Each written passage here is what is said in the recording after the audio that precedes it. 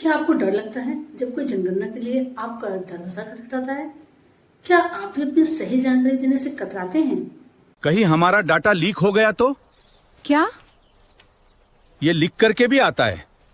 तो चलिए आज हम नजर को खत्म करते हैं। लोग अक्सर डरते हैं कि उनकी पर्सनल जानकारी लीक हो जाएगी, उनकी टैक्स प्रॉपर्टी पर कोई असर पड़ेगा।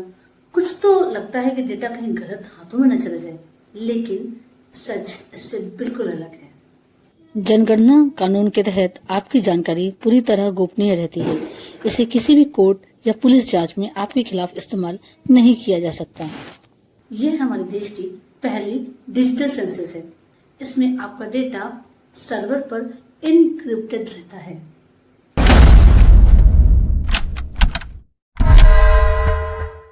सुरक्षा टिप नंबर 1, जब भी कोई एनोवेटर आपके घर आए तो आप उसका आईडी कार्ड जरूर देखें।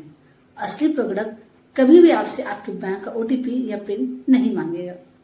साथ में इस बार सेल्फ एनोवेटर का भी ऑप्शन दिया हुआ है। अगर आप चाहें तो अपना डेटा खुद से भी फिल कर सकते हैं। जनगणना क्यों जरूरी है? क्योंकि इसी डेटा से तय होता है कि आपके इलाके में कितने नए स्कूल खुलेंगे, कितने अस्पताल बनेंगे और कहाँ कितनी सड़कों की जरूरत है।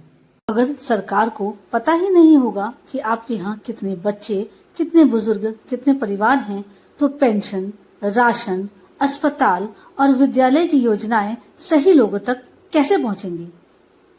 क्या आप जानते हैं कि भारत की जनगणना हमारे लोकतंत्र का नक्शा बदलने वाली है?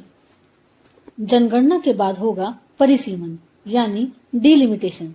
इसका मतलब है आबादी के हिसाब से चुनाव क्षेत्रों का पुनर्निर्धारण किया जाएगा। इसका सबसे बड़ा फायदा है सही प्रतिनिधित्वता। हर एमपी और एमएलए अब बराबर आबादी का ध्यान रखेगा, जिससे आपकी आवाज सीधे संसद तक पहुंचेगी। इतना ही नहीं, परिसीमन के बाद ही नारी शक्ति वंदन अधिनियम लागू होगा, जिससे महिलाओं को लोकसभा और विधानसभा में 33% आरक्षण मिलेगा। जनगणना के इन सिपाहियों का सम्मान करें, क्योंकि ये आपके और हमारे बेहतर कल के लिए ही मेहनत कर रहे हैं। आपका एक सही जवाब अगले 10 सालों के लिए भारत की विकास नीति तय करता है। ये डेटा देश की तरक्की की चाबी है। सही जानकारी दें, सही डेटा दें और देश के निर्माण में सहयोग करें। जय हिंद।